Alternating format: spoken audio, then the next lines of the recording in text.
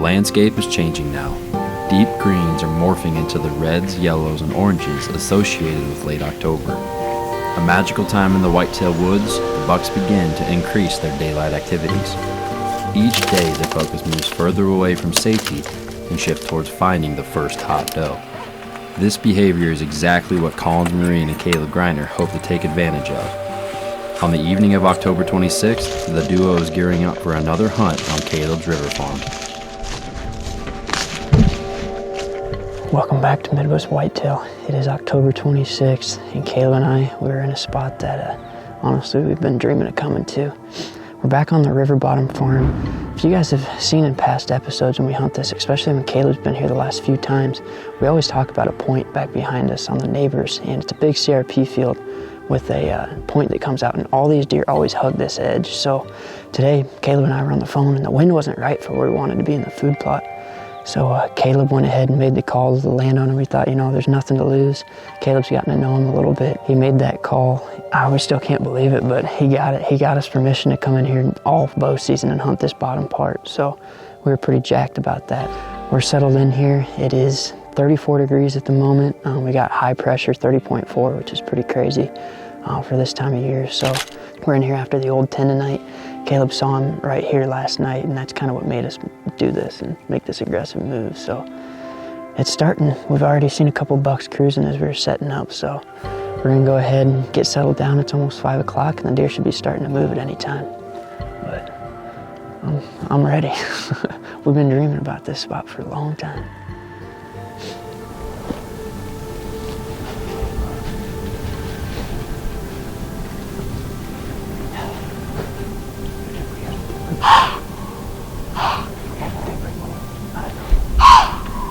What if we got down and went in the creek and just sat on the edge over there? Just watched.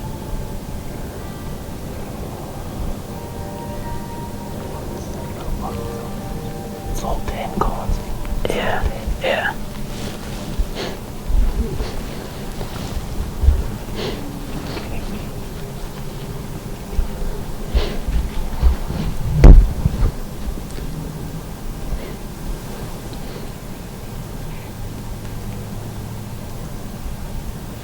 He has no idea. There's another little buck coming. Yeah. Dang it. There's another little buck.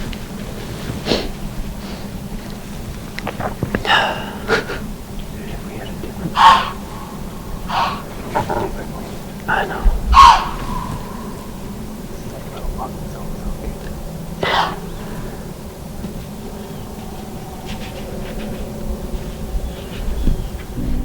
Well, guys, that was the buck we were in here after. Like we said, we were expecting most of these deer to come from straight south and southeast or southwest of us, and unfortunately, we had a doe kind of come from the east of us, southeast, and she got our wind right at this point, right when she got to where we knew they possibly could smell us. But like we said, we weren't expecting them to come that way, and unfortunately, we could see a buck behind her, and it was the old 10, and she actually ran out in front of us and back through the CRP, and the old 10 stayed out about 80 yards and ran to that big willow and then up, and they're actually headed right back out to the corn where the food plot's at. But sometimes that's how it goes. We played the risk, and we knew it was a risky move, and didn't capitalize that time. But like I said, he went out to the plot, and there's a chance he could circle back around here and come back through, but we're gonna go ahead and sit it out. There is also another buck in here that we call Tripod that we also have a decent shot at seeing tonight, and he's a three-legged deer that we've talked about in the past a little bit. He's an absolute giant as well, but never know. It's getting to be that time of year where any kind of deer could show up, so I don't know. What is it? It's 5:10, and we already saw our target buck, so plenty of night left. We'll see what happens.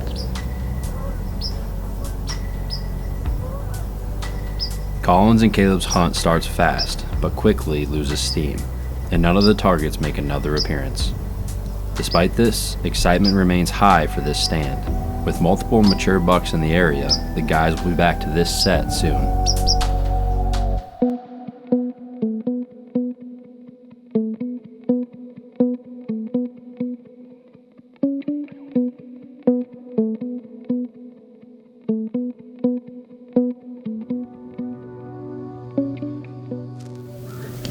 following morning, 30 miles to the southeast of Caleb's River property, conditions are perfect. Mike Reed is on stand, choosing to hunt the same location he encountered Dak a few days prior. It was Tuesday, October 27th. Chase and I are set up down at the River Bottom Farm. It's another beautiful morning, great conditions. It's about 30 degrees and we have a light northwest wind. We're back in the same stand that we hunted Saturday morning. Had a great hunt. Had a close encounter with Dak. Primary target on this farm is Merino. He hasn't been on camera though since early October. But it just feels good to be in the woods. I love this time of year. We've seen a couple does and one small buck off in the distance, so usually the activity picks up a little bit later in the morning in this area.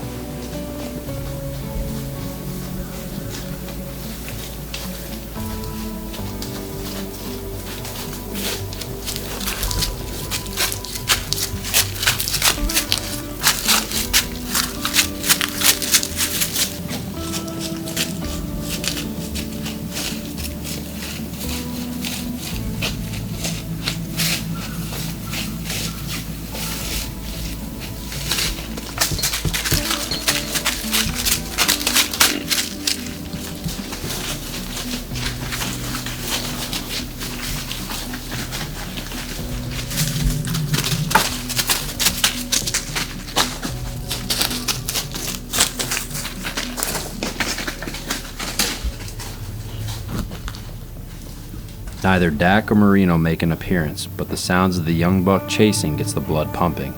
Mike decides to get down and pulls a card from a nearby cuddyback camera, hoping to develop a game plan for the afternoon.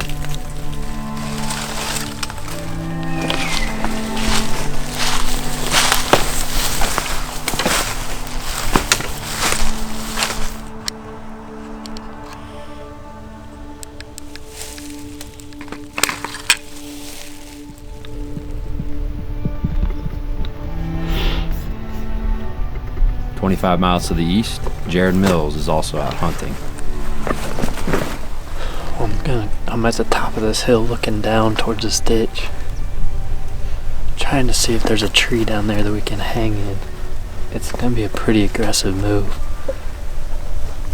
If we do it, I need to make sure there's a tree there though.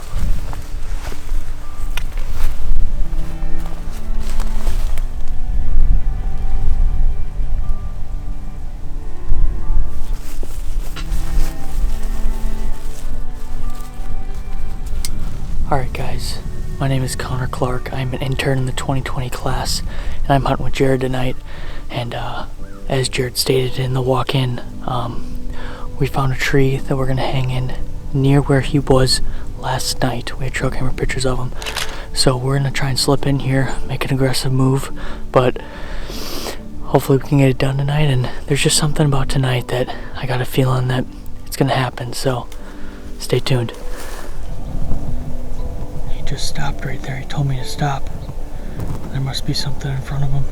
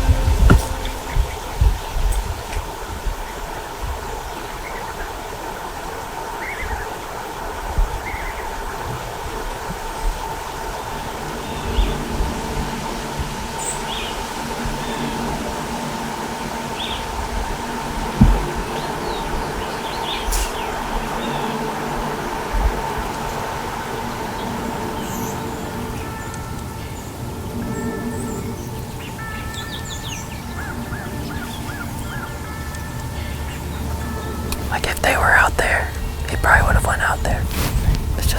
It's all just luck.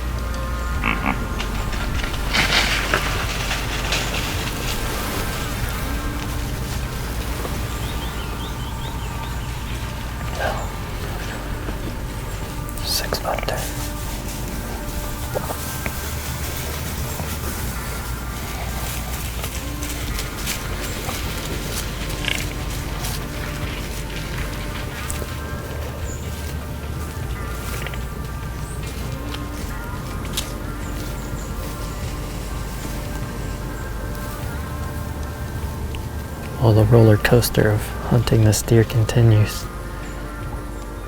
Went from super high anticipation going into this hunt to basically zero hope in about 15 minutes. We had just gotten up here, just got these 2 stands hung. I knew I wanted to hunt near this creek, and I walked in on the other side, which would have been a better setup with this wind. Could not find a tree that I thought we could hang in without making a lot of noise, so I ended up coming back to this spot. Just got up, just got the stands hung, and heard a grunt, and we didn't have anything ready, and I just knew it was him. As soon as I heard the grunt, I don't know, I just had a feeling it was him. And I looked, and he's coming right down to us, but on the wrong side, of course. He's in the thickest, nastiest cover back there. And I had yet to see a deer do that, and the few times we've hunted this stand. Not that I didn't think they would, but this stand just sets up for the deer to be out on this side. And he was about 35 yards, and he finally got downwind of us, hit our wind, and turned and went back the other direction. And I almost got down just because I don't think we're going to see him again. But we've had a pretty solid evening, and it's just now getting to be 5 o'clock. We've seen a lot of chasing. We've seen 4 or 5 bucks, a bunch of does. But that also gives me even less hope of seeing him. All this commotion and grunting and everything out here. If he was in the vicinity, I don't think he would just be sitting back and watching. I think he's moved off.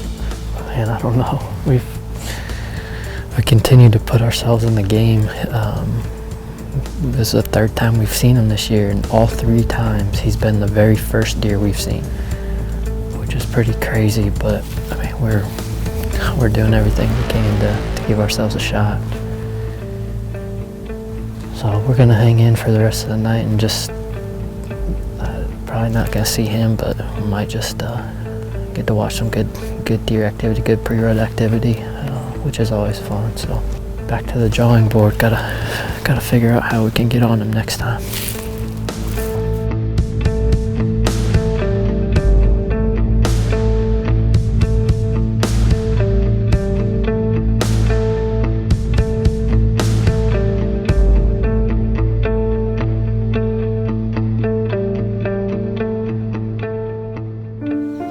Despite not getting the opportunity he hoped for, Jared's plan to key in on the green food source pays off.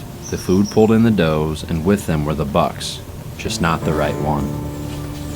The following day, 250 miles to the east in Illinois, team members Mark Robinson and Justin Lindeman are also overlooking a green plot, but with a unique twist.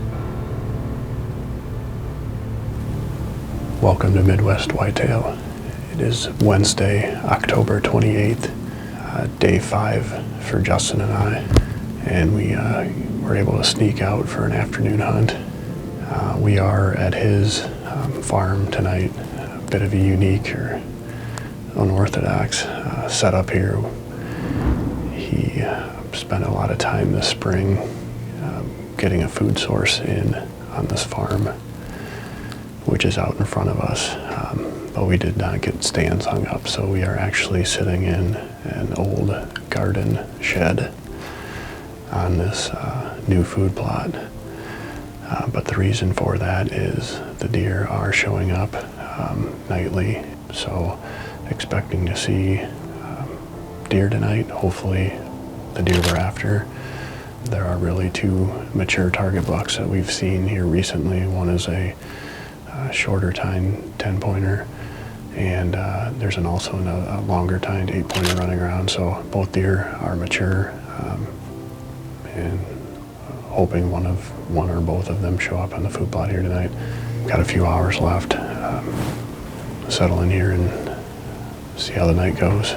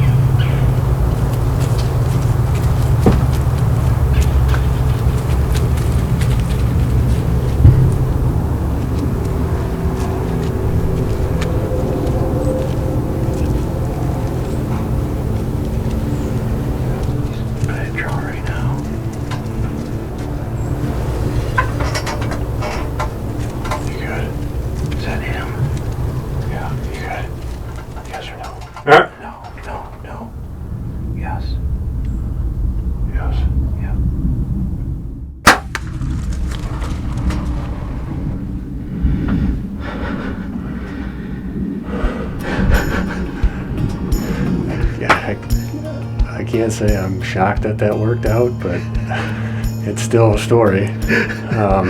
And the deer basically are doing exactly what we were expecting them to do. I mean, we must have saw, it's hard to keep track of how many deer we saw, but there's deer all over the place, and somehow we did not get busted in here, and heard a few grunts, and that buck stepped out only 20 yards and coming right across the front of the shed, check out that doe, and I honestly did not get a great look at him, but pretty sure that was the 8-pointer that we came in here after. We had a pretty memorable hunt on this farm last year. This is probably right up there with one of the craziest ones we've had. I'll figure out what the next step is here, but oh man, that was for another exciting hunt.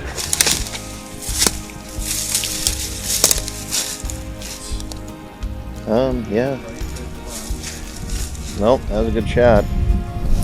Found him. Got him. Got him?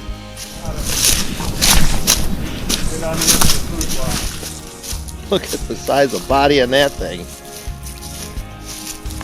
Wow. Well, we are wrapping up our hunt for the night. We've done some pretty crazy things over the years, but this probably ranks up towards the top. Hunting out of a garden shed on a newly installed food plot. But that's what we had available, and based on some of the deer patterns we were seeing over the last few days, it seemed to make the most sense. Very happy with this buck. We've been having some good weather patterns here towards the end of October. Tonight was no exception. We're going to get him taken care of, and then we'll be starting our rut hunting here in the next few days, and hopefully we'll be able to find another good mature target buck for Justin to get on. Thanks for watching Midwest Whitetail, the Heartland. Mark and Justin's plan works to perfection, again illustrating how effective a well-placed microplot can be during late October. Justin and Mark weren't the only ones in the stand on the evening of the 28th. Back in eastern Iowa, Mike is able to make a quick hunt in his local urban zone after a long work day. The action is consistent, but no mature bucks make an appearance. 110 miles to the southwest, Drake Lamb continues his accelerated push on the Permission Farms. He too enjoys a late October show, but nothing of age steps out. 55 miles to the southwest, I am also in the woods, but with no tag in my pocket, I'm not hunting. I'm back on Lee Abraham's farm, making final preparations for a highly anticipated few days. Finally, Lee's vacation is here, and he will be taking his first shot at the giant buck from the summer. With recent photos of GQ, we know he's alive. My scouting is cut short though, when I get the best kind of news. My close friend Brad Beaver is on the phone, and he delivers the message that Millie, the top target on our lease, has hit the ground. Much like Millie did when Brad smashes his antlers, I waste no time and come to the call, hopping in the truck to go see the monarch and join in the celebration. Oh gosh, dude. Came in 35 yards and just froze at my decoy. I rattled, came straight in, just locked up for like a minute. I had time to range him, spin my sight, put my rangefinder back in my pocket, and then shoot. I couldn't be happy for you, man. I mean, like, truly. We got on the road, we're here, and congratulations. Thanks, bud.